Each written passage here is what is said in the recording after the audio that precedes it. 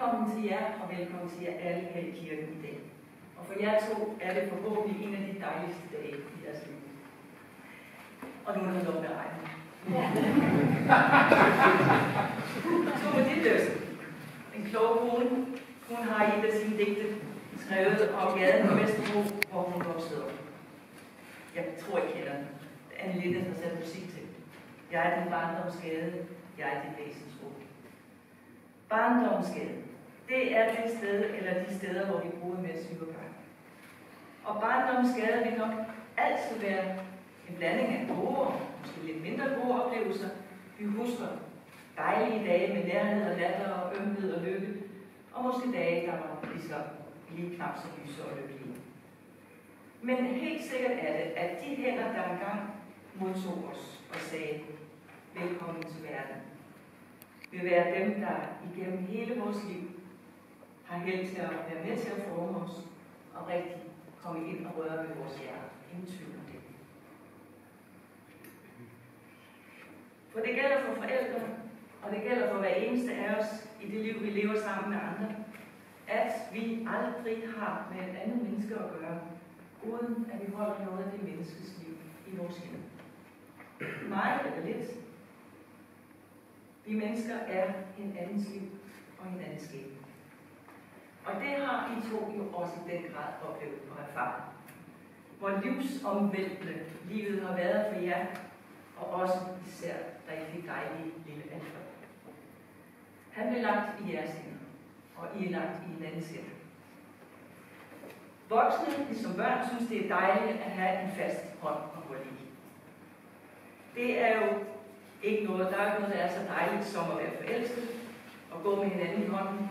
Og det har I helt sikkert også gjort mange gange, og vil forhåbentlig også blive ved med at gøre det. Gid I vil blive ved med at føle jer i gode hænder hos hinanden. At der er en fast hånd at gribe ud efter, når livet i gang med slår den på noget. De gamle grækere fortæller om det samme, om hændernes betydning. Jeg skal lige høre en lille historie om det.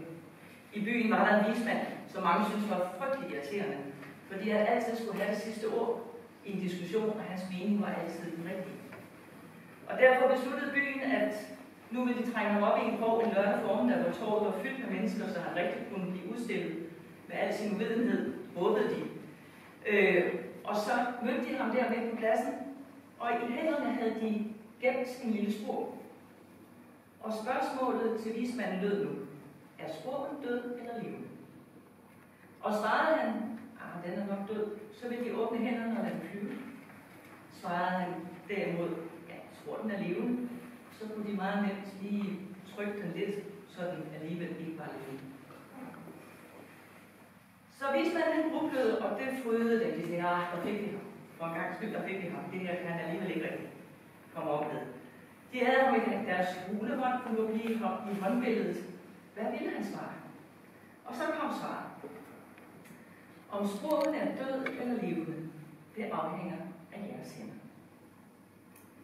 I to, Katrine og Anders, er her i kirken i dag på sammen med Gud og hans velsignelse at love hinanden, at I sammen fortsat vil arbejde på hinandens glæde og lykke og i stor kærlighed til jeres lille dreng.